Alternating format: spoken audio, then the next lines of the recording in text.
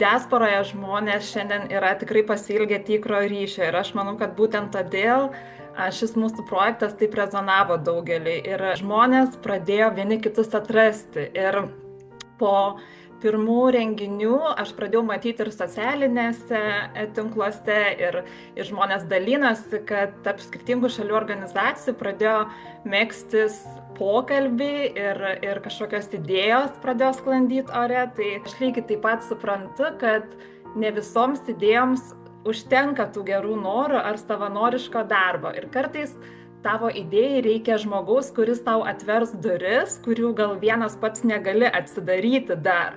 Arba reikia organizacijos, kuri būtų tau už nugaros ir tau padėtų. Tai vat būtent čia diaspora ir turi milžinišką potencialą, nes mes visame pasaulyje turime nepaprastai stiprių žmonių. Turim nepaprastai stiprių organizacijų, iniciatyvų, bet labai dažnai mes vis dar veikiam atskirai. Tai mano palinkėjimas kitoms diasporos organizacijoms būtų tapti daugiau matomoms, komunikuoti savo idėjas, dalinti savo istorijomis, pasakoti, ką kūrėt, ką darot.